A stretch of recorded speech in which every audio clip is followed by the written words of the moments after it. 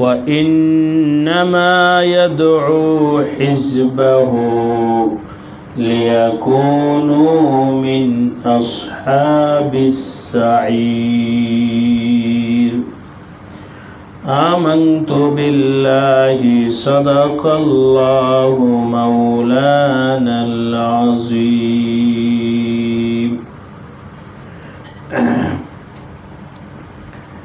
ইসলামবাগ, লালবাগ, ক্লাবঘাট, বাইতুল মামুর জামে মসজিদের পক্ষ থেকে আয়োজিত জনাব আলহাজ বজলুর রশিদ সাহেবের বাসায় মা বোনদের ইসলাহি বয়ানের মজলিসে উপস্থিত হযরত উলামায়ে কেরাম, দীনী ভাইরা, পর্দার আড়ালে আমার মা ও বোনেরা, আল্লাহ রাব্বুল আলামিনের দরবারে অসংখ্য শুকরিয়া যে আল্লাহ রাব্বুল আলামিন মেহেরবানি করে, দয়া করে আমাদেরকে কিছু শোনা, কিছু শিখা, কিছু বোঝার জন্যে মজলিসে আসার তৌফিক দান করেছেন। আলহামদুলিল্লাহ। গত মাসে সূরাতুল ফাতিরের 6 নম্বর আয়াতের প্রথম অংশ নিয়ে আমাদের মাঝে আলোচনা হয়েছিল। আজকে ওই আয়াত সম্পর্কে আলোচনা হবে, আয়াতের দ্বিতীয় অংশ নিয়ে। আমাদের রাহবর, আমাদের হিতাকাঙ্ক্ষী, দরুদি, রাহনুমা, পথ প্রদর্শক হলেন জনাব রসুল করিম সাল্লাল্লাহু আলাইহি ওয়াসাল্লাম। আল্লাহ তাআলা তাকে দুনিয়াতে পাঠাইছেন যেন তিনি দুনিয়ার মানুষকে ঈমানের কথা বলেন, আমলের কথা বলেন। বলতে বলতে ওনার কথা শুই না একদল মানুষ ঈমানওয়ালা হবে, আমলওয়ালা হবে, পুরুষদের মধ্যেও হবে, মহিলাদের মধ্যেও হবে। যারা নবী আলাইহিস সালাতু ওয়াস সালামের কথা শুনছে এবং মানছে, তাদেরকে আল্লাহ পাক জান্নাতি বানাইছে। কিয়ামত পর্যন্ত যারা এভাবে নবীজির কথা শুনবে, মানবে, আল্লাহ পাক তাদেরকেও জান্নাতি বানাবেন। আমাদের নবীজি হরদম ফিকির ছিল, চিন্তা ছিল, মিশন ছিল, যাতে করে মানুষ ঈমান এবং আমলকে দুরুস্ত করে জান্নাতি হতে পারে। নবী আলাইহিস সালামও ছিলেন জান্নাতি, তার তামান্না ছিল আমার উম্মত জান্নাতি হোক। কিন্তু এর বিপরীত শয়তান হলো জাহান্নামী। আল্লাহ পাক পবিত্র কোরআনে কারিমে বলেছেন শয়তানকে ফখরুজ ফাইন্নাকা রাজিম, তুমি বের হও জান্নাত থেকে, তুমি বিতাড়িত, লাঞ্ছিত, অপমানিত, তুমি জান্নাতে থাকতে পারবে না, বের হও, জাহান্নামে যাও। তো শয়তান জাহান্নামী হয়েছে। শয়তানের জেদ হলো যে আমি মানুষকে জাহান্নামী বানাবো। এই জন্যে শয়তান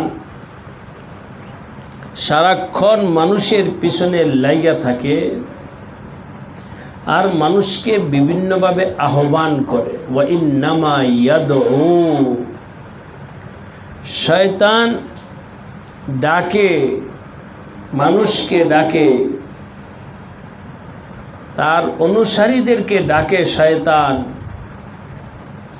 কেন? লিয়াকুনু মিন আসহাবিস সাঈদ, যাতে তারা জাহান্নামে তার সাথী হতে পারে। শয়তানও জাহান্নামী, সে একদল মানুষকেও জাহান্নামে নেওয়ার জন্যে ডাকতে থাকে। যারা শয়তানের ডাকে সাড়া দিবে তারা শয়তানের বন্ধু হবে, আল ইয়াজু বিল্লাহ। আর যারা আল্লাহর ডাকে সাড়া দিবে, নবীজির ডাকে সাড়া দিবে, তারা আল্লাহ এবং নবীজির বন্ধু হবে। সুতরাং হে আমার মা বোনেরা, আপনাদের কাছে আমার প্রশ্ন, মানুষ দুনিয়াতে সব কিছুর ক্ষেত্রে নিজস্ব একটা পছন্দ থাকে, নিজের একটা বিবেচনা থাকে। উদাহরণ হিসাবে বলছি, আপনারা যখন কাপড় কিনেন, 3 পিস 2-3টা সামনে আনা হয় কেন? নিজের পছন্দটা বাছাই করার জন্য। একটা আনলে তো আর বাছাইয়ের কিছু থাকে না, 2 সেট আনলে এর মধ্যে নিজের পছন্দের 1 সেটকে নির্বাচন করে। এবং বিভিন্ন সময় আমরা দেখি মহল্লায় বাসা ভাড়া হবে টুলেট, তো যারা বাসা ভাড়া নিবে তারা দেখতে আসে। কথা বলার আগে বাসাটা দেখে পছন্দ হয় কিনা, এখানে থাইকা আমার জন্য আরাম হবে কিনা, পছন্দ করে এরপরে নির্বাচন করে। আল্লাহ পাক আমাদের সামনে পেশ করেছেন কল্যাণের দিকে আহ্বানকারী নবীজিকে, আবার অকল্যাণের দিকে আহ্বানকারী শয়তান। দুইজন দুই দিকে ডাকে। শয়তান ডাকে জাহান্নামের দিকে, আল্লাহ এবং রসুল ডাকেন জান্নাতের দিকে। এখন আমার মা বোনদের কাছে আমার প্রশ্ন হবে যে আপনার পছন্দ কোনটা বলেন। বাস যদি কারো পছন্দ হয় জান্নাত, তাহলে সে জান্নাতের আহ্বানকারী আল্লাহ এবং রসুলের ডাকে সাড়া দিবে। দেখো আল্লাহ কি বলেন, আল্লাহর কথা শোনো, আল্লাহর কথা মানো, নবীজির কথা শোনো, নবীজির কথা মানো, তাহলে জান্নাতে যেতে পারো। আর যদি এটা ভালো না লাগে তাহলে আরেকজন তো ডাকতেই আছে জাহান্নামের দিকে। ওয়া ইন্নামা ইয়াদউ হিজবাহু, শয়তান ডাকে তার বন্ধুদেরকে, তার অনুসারীদেরকে, আমার দিকে আসো, আমার দিকে আসো, লিয়াকুনু মিন আসহাবিস সাঈর, যাতে করে জাহান্নামী হতে পারে। এখানে যদি প্রত্যেকটা মা বোনকে জিজ্ঞাসা করা হয় যে আপনার কাছে জান্নাত পছন্দ না জাহান্নাম পছন্দ, সবাই বলবেন যে জান্নাতই পছন্দ। কেন? জান্নাত হলো আরামের জায়গা, সুখের জায়গা, শান্তির জায়গা। আর জাহান্নাম হলো আগুনের জায়গা, অশান্তির জায়গা, সাপ বিচ্ছুর জায়গা, আযাবের জায়গা, কষ্টের জায়গা। জাহান্নামে যাইতে কেউই চায় না। অতএব বলবো, যদি জাহান্নামে যাইতে না চান কখনোই শয়তানের ডাকে সাড়া দিয়েন না। শয়তান বিভিন্নভাবে ডাকবে, বিভিন্নভাবে শয়তান ডাকবে জাহান্নামে নেওয়ার জন্যে। ওয়া ইন্নামা ইয়াদউ হিজবাহু লিয়াকুনু মিন আসহাবিস সাঈর। এই জন্যে আমি বারবার আজকে এই আলোচনাটাই করছি, আমরা যেন শয়তানের ডাকে সাড়া না দিই। শয়তানের ডাক কিভাবে বুঝবো? অনেক লম্বা আলোচনার বিষয়। নবী আলাইহিস সালাম বলে দিয়েছেন, এই কাজ করো, অমুক কাজ করো না। যেই কাজ থেকে নবীজি নিষেধ করেছেন ওই কাজটাই হলো শয়তানের কাজ। যে কাজ থেকে নবীজি নিষেধ করেছেন ওই কাজটাই হলো শয়তানের কাজ।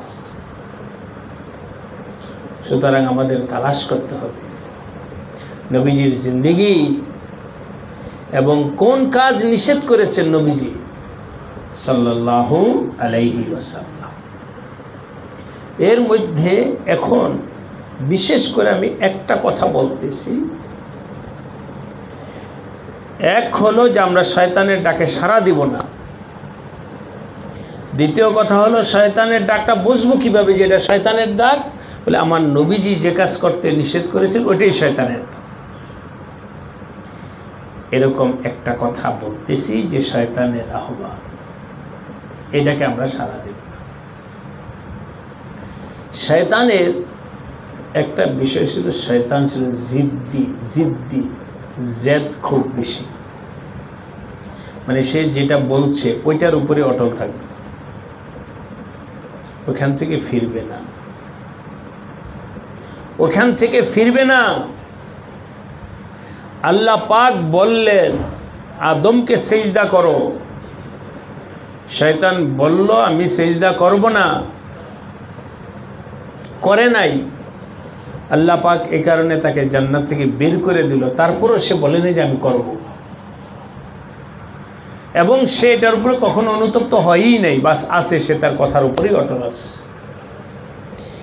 এই যে নিজের ভুলের উপরে অটল থাকা, নিজের ফায়সালার উপরে অটল থাকা, নিজের কথার উপরে অটল থাকা, এখান থেকে না সরা হাজারো বুঝাইলেও ওই ভুলের উপরে অটল থাকা, এটা কার কাজ? এটা আমি সবাইকে বলব, পুরুষকেও মহিলাদেরকে। পুরুষ ভাইদেরকে বলবো, যদি আমাদের পারিবারিক জিন্দিগিতে আমার কোনো একটা ভুল সিদ্ধান্ত হয়ে যায় আর আমার স্ত্রী যদি সেটা সংশোধন করে দেয়, আমি যদি বুঝি যে আমারটাই ভুল ছিল, তাহলে মানতে অসুবিধা কি? শয়তান বুঝাবে যে হ্যাঁ স্ত্রীর কথা মানে তুমি ভুল স্বীকার করবা, এর স্বীকার করো না, অথচ দিল থেকে বুঝতেছি যে আমার কথাটা ভুল ছিল। তো শয়তান জেদ পয়দা করেছে, না ভুলকে স্বীকার করবাই না, বলছি হাজারো ভুল হলো এটার উপরে থাকবো। এই যে তার উপরে শয়তানের প্রভাব পড়ছে। সুতরাং পুরুষকে বলবো, যদি তোমার কোনো ভুল স্ত্রী শোধরাতে মাইনে না, অসুবিধা কিছু, এর মধ্যে তো বেইজ্জতির কিছু নেই, সম্মান ঘাটতির কিছু নাই। পুরুষদেরকে বলবো, যদি কোনো ভুল কথা বইলে থাকো, মা শোধরায় দেয় মাইনা নাও, ইমাম সাহেব শোধরায় দেয় মাইনা নাও, প্রতিবেশী বলে দেয় মাইনা নাও, ছোট ভাই বলে দেয় মাইনা নাও। ভুল যেটা হয়েছে এটা মানতে অসুবিধা কোথায়? মাইনা নাও। এক শ্রেণীর মানুষ আছে, সে তার ভুলকে কোনোভাবেই মানতে চায় না, স্বীকার করে না, মানতে চায় না। এর উপরে শয়তানের প্রভাব পড়ছে, এই কারণে সে নিজের ভুলকে মানতে চায় না। আবার মহিলাদের মধ্যেও যদি কথার কথা কোনো মহিলা কোনো ভুল কথা বলে, ভুল কাজ করে, স্বামী বলে দেয় যে তোমার এই কথাটা ভুল, তোমার এই কাজটা ভুল, মাইনে নাও যে হ্যাঁ আমারটা ভুল হয়েছে, সরি, দুঃখিত, আর করব না। এটা হলো আল্লাহর প্রিয় বান্দাদের কাজ। নিজের ভুল স্বীকার করা, দুঃখিত হওয়া, মাফ চাওয়া, এটা হলো আল্লাহ পাকের মাহবুব বান্দাদের কাজ, আল্লাহ পাকের মকবুল বান্দাদের কাজ, আল্লাহর প্রিয় বান্দাদের কাজ। কি করা? ভুল স্বীকার করে নেওয়া। আবার বলছি, নিজের ভুল হলে ভুল স্বীকার করে নেওয়া, এটা হলো আল্লাহ পাকের প্রিয় বান্দাদের কাজ। আর ভুলের উপরে অটল থাকা, এটা হলো শয়তানের কাজ। সাফ কথা, একটা কথাই বললাম। সুতরাং সবাই চিন্তা করি নিজেকে নিয়ে, আমার কি হালাত, আমার মেজাজ কি, আমার অভ্যাস কি, আমি কি মানতে পারি কি পারি না, নিজে চিন্তা করো। নবী আলাইহিস সালাতু ওয়াস সালামের স্ত্রী ছিলেন উম্মুল মুমিনিন হযরত আয়েশা রাদিয়াল্লাহু তাআলা আনহা। আল্লাহু আকবার, কি বলবো, নবী আলাইহিস সালাতু ওয়াস সালামের কাছে এক হিসেবে কথা আসলো তাই বলছি। উনি নবীজির কাছে ছিলেন স্ত্রী হিসাবে, এটা এক হিসাব। আবার অন্যভাবে যদি আমরা বলি যে উনি নবীজির কাছে ছিলেন দ্বীন শিখার জন্য, নবীজিকে নিজের ওস্তাদ হিসাবেও, শিক্ষক হিসাবেও উম্মুল মুমিনিন হযরত আয়েশা গ্রহণ করতেন। নবীজি যা বলতেন এটা শিখা, এটা আবার অন্যদের কাছে পৌঁছাইতে। তো একবারের ঘটনা, নবী আলাইহিস সালাম, একটা এক্সাম্পল উদাহরণ হিসেবে বলছি। উম্মুল মুমিনিন হযরত আয়েশা রাদিয়াল্লাহু তাআলা আনহা কাছে খবর আসছে প্রতিবেশী এক মহিলার বাচ্চা মারা গেছে, ছোট বাচ্চা, শিশু বাচ্চা মারা গেছে। স্বাভাবিকভাবে মাসুম নিষ্পাপ ছোট বাচ্চা মারা গেলে তার তো হিসাব নিকাশ নাই, তো ছোট অবস্থায় মারা গেছে, ভুলই কি সংশোধনের কি হিসাব নিকাশ নাই। তো মাসুম বাচ্চা যেহেতু তার গুনাহ নাই, অপরাধ নাই, সে তো তার জাহান্নামে যাওয়ার কোনো মাসলা হওয়ার কথা না। তো জাহান্নামে না গেলে কোথায় যাবে? জান্নাতে। তাই হযরত আয়েশা রাদিয়াল্লাহু তাআলা আনহা বলতেছেন, মা বোনদেরকে বলবো খুব খেয়াল করে শুনতে। হযরত আয়েশা বলতেছেন, নবী আলাইহিস সালাম, ইয়া রাসূলুল্লাহ, অমুকের ঘরে ছোট বাচ্চা মারা গেছে, ছোট্ট বাচ্চা মারা গেছে, তো জান্নাতের ফুল হবে, জান্নাতের বাচ্চা জান্নাতের পাখির মতো ঘুরবে, জান্নাতে থাকবে। নিশ্চিতভাবে বলতেছিলেন, উসফুরুম মিন আসাফিরিল জান্নাতি, ছোট বাচ্চা তো কোনো গুনাহ নাই, পাপ নাই, এমন অবস্থায় মারা গেছে, সে তো জান্নাতের একটা পাখির মতো, সে জান্নাতে বিচরণ করবে। এই মন্তব্যটা করছেন হযরত আয়েশা রাদিয়াল্লাহু তাআলা আনহা, এবং এক পর্যায়ে ওনার এই মন্তব্যটা সঠিক। কিন্তু নবী আলাইহিস সালাম অন্য একটা দৃষ্টিভঙ্গিতে হযরত আয়েশাকে সংশোধন করেছেন। সেই দৃষ্টিভঙ্গিটা হলো, আয়েশা শোনো, কে জান্নাতি কে জাহান্নামী সুনির্দিষ্টভাবে কারো ব্যাপারে নিশ্চিত বলাটা ঠিক না, এটা আল্লাহ পাকের হাতে। এই পয়েন্টটা নবী আলাইহিস সালাম হযরত আয়েশাকে বুঝাইলেন। কারো ব্যাপারে এইভাবে বলতে পারে, আমরা আশা করি আল্লাহ তাকে জান্নাত দিবেন, এভাবে বলতে পারো। সুনিশ্চিতভাবে কারো ব্যাপারে ইয়াকিনান বলতে পারো অমুকে নির্ঘাত জান্নাতি, তুমি কিভাবে জানো? জান্নাত তো আল্লাহর হাতে। সুতরাং কারো ব্যাপারে নিশ্চিত নির্ঘাত এভাবে ফয়সালা দেওয়াটা ঠিক নয়। এক হিসেবে তোমার কথা ঠিক আছে, কিন্তু তুমি নিশ্চিতভাবে বলতে পারো না। উম্মুল মুমিনিন হযরত আয়েশা, শুধু এটা নয়, এটা তো একটা উদাহরণ হিসেবে বললাম। নবী আলাইহিস সালাম যখন যা বলেছেন, আমান্না সাল্লাম না, আমি তো এই অর্থে বলি না, আমি তো এই বলছি, আমি তো সেই বলছি, আমার উদ্দেশ্য এই ছিল, আমার অমুক ছিল না, আমার নবী বলেছেন। এখানে আর কোনো কথা নাই, কোনো মন্তব্য নাই, কোনো হিলা বাহানা তাল বাহানা কিচ্ছু নাই। এটা একটা বিশাল বড় শিক্ষার বিষয়। আজকে আমাদের মেজাজ হলো কি, এক কথা হলো, এক নম্বর হলো আমাদের নিজেদের রুহানি রোগের কুল বলতেছি এই বিষয়ের উপরে। আমি ভুল বলছি, আমার ভুলটা কেউ শুধরাইলে আমি মানি না, না মানা এটা একটা আমার কলবের একটা রোগ। দ্বিতীয় নাম্বার হলো,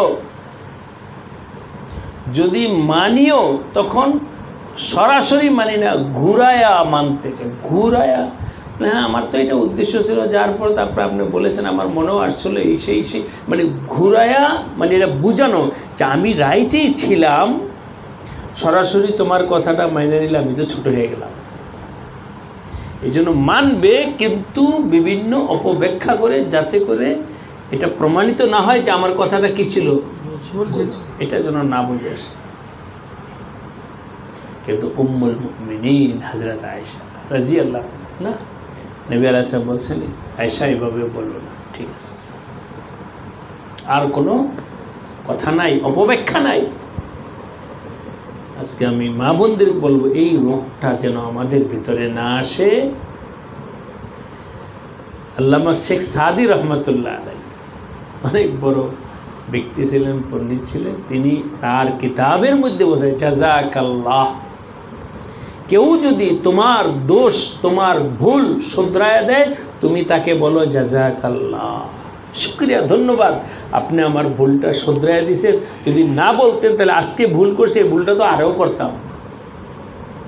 তাকে জাযাকাল্লাহ কহো, তাকে শুকরিয়া দাও, ধন্যবাদ দাও। জাযাকাল্লাহ কে চশমম্বা জিকর দি, শুকরিয়া যে তুমি আমার চোখ খুলে দিয়েছ। আমি তো এই ব্যাপারে অন্ধ ছিলাম, ভুলটাকে সঠিক মনে করতেছিলাম, তুমি আমার ভুলটা ধরায় দিছো, এই জন্য তোমাকে শুকরিয়া জানাই, ধন্যবাদ জানাই। এটা হলো ইসলামের শিক্ষা। যখন আমাদের ভেতরে এই হালাত আসবে যে আমি নিজের ভুলকে মানতে পারি, নিজের ভুল সংশোধন করতে পারি, তখনই আল্লাহ পাক আমার জন্য হেদায়েত এবং মুক্তির পথ বের করে দিবেন। আর যদি আমার ভেতরে এই মন মানসিকতা না থাকে, তাহলে আল ইয়াযু বিল্লাহ, ওই ব্যক্তি পুরুষ হোক মহিলা হোক, তার জন্য হেদায়েত এবং মুক্তির পথ বের হয়ে আসা মুশকিল। যেমন একটু আগে আমরা বললাম, শয়তান তার ভুল সে কখনো মানে নাই, শয়তান তার ভুল স্বীকার করে নাই, সেটার উপর অটল ছিল, এখনো আছে। আল ইয়াযু বিল্লাহ। বুঝানোর জন্য বলছি, আমাদের পিতা হযরত সাইয়্যিদনা আদম আলাইহিস সালাতু ওয়াস সালাম, আল্লাহ পাক ওনাকে বলেছিলেন লা তাকরাবা হাযিহিশ শাজারাতা, এই গাছের কাছে যেও না,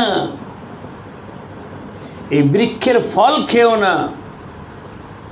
আল্লাহ পাক যাইতে নিষেধ করেছিল, কিন্তু যে কোনো কারণেই হোক সাইয়্যিদনা হযরত আদম আলাইহিস সালাম সেই গাছের কাছে গেছেন, ফল খেয়েছেন। আল্লাহ পাক বললেন, এ আদম, তোমাকে না নিষেধ করেছিলাম এই ফল খাইতে, তুমি কেন খাইলা? সাইয়্যিদনা হযরত আদম আলাইহিস সালাম তখন আল্লাহ পাকের কাছে এটা বলেন, আল্লাহ এই কারণে খাইছি, ওই কারণে খাইছি, মানে অন্যায়টাকে ব্যাখ্যা করা, এদিকে হযরত আদম আলাইহিস সালাম জান নাই। আল্লাহ, আমরা তো ভুলে গেছিলাম, আমার অন্যায় নেই, আমার এই হয়েছে, সে কিছু না। হযরত আদম আলাইহিস সালাম কোনো কথাই বলেন নাই, বরং কি বলেছেন, রব্বানা যালামনা, হে আল্লাহ আমার ভুল হয়ে গেছে, হে আল্লাহ আমার ভুল হয়ে গেছে। ভুলটা কেন হয়েছে সেটাও হযরত আদম আলাইহিস সালাম বলেন নাই। ভুল তো ভুলই, এটা তো আমার ভুল, আমার ভুল। রব্বানা যালামনা আনফুসানা। তো হযরত আদম আলাইহিস সালাম নিজের ভুলটা অকপটে মেনে নিয়েছেন। ব্যাখ্যা বিশ্লেষণ এদিক সেদিক কোনো ধরনের টাল বাহানা দিকে হযরত আদম আলাইহিস সালাম যান নাই, ডাইরেক্ট নিজের ভুলটাকে কি করছেন, মেনে নিয়েছে, স্বীকার করছে, আমার ভুল হয়েছে।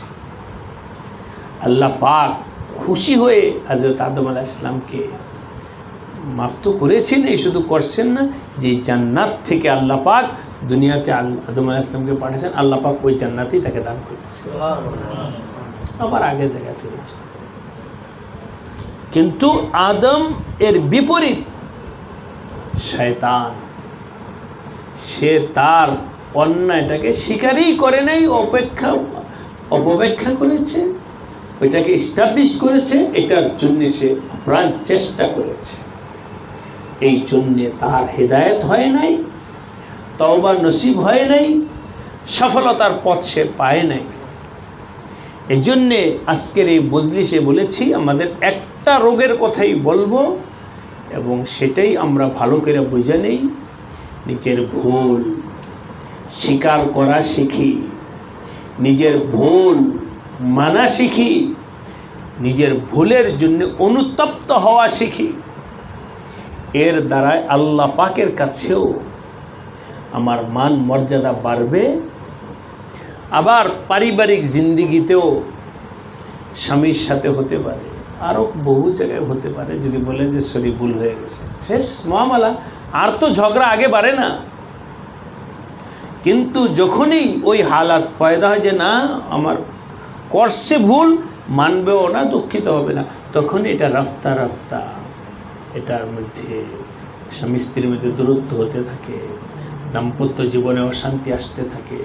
এটা জানা নাই এটা কোন পর্যন্ত আল্লাহ পাক যে ভালো জানে এটা কোন পর্যন্ত পৌঁছে যায়। প্রথম থাকে ছোট রোগ, প্রথম থাকে ছোট, পরে বড় হয়। ঘা যখন ছোট অল্প একটু থাকে, অল্প ঔষধ দিলে ভালো হয়। ক্যান্সার যখন শুরু হয় ওই সময় ধরা পড়লে এটাকে চিকিৎসা করা যায়। যখন ক্যান্সার পুরো শরীরে ছড়ায়া যায় ওই সময় আর চিকিৎসার কোনো সুযোগ থাকে না। ঠিক এমনিভাবে আমাদের জিন্দিগিতে যে সমস্ত রুহানি রোগের দ্বারা আমরা আক্রান্ত হই, ছোট্ট থেকেই যদি এগুলো আমরা ইসলাহ সংশোধন হওয়ার জন্য চেষ্টা করি তো আল্লাহ পাকের ফজলে আমাদের জন্য মুক্তির পথ বের হয়ে আসবে। আর যদি ছোট থেকেই সেই সুযোগ ইসলাহ না করে বড় হওয়ার সুযোগ দেয়, পরবর্তীতে আর সেটা চিকিৎসার সুযোগ থাকে না। আল্লাহ রাব্বুল আলামিন আমাদের মা বোন সবাইকে ব্যক্তিগত জিন্দিগিতে এই কথাটার উপরে আমল করার তৌফিক দান করেন। আমরা যেন শয়তানের ধোঁকায় পড়ে ওই হালাতে না যাই যে হালাতে গেলে আমার ধ্বংস। শয়তান তো ডাকতেই আছে, ওয়াইন্নামা ইয়াদু হিজবাহু লিয়াকুনু মিন আসহাবিস সাঈর। আমরা যেন জাহান্নামী হয় এই জন্য শয়তান চেষ্টায় লিপ্ত। আল্লাহ পাক আমার মা বোন সবাইকে দিল থেকে এই কথাগুলো মানার তৌফিক দান করেন। নিজেদের জেদ, গুসা এবং ভুল এখান থেকে আল্লাহ পাক আমাদের সবাইকে তওবা করার তৌফিক দান করেন।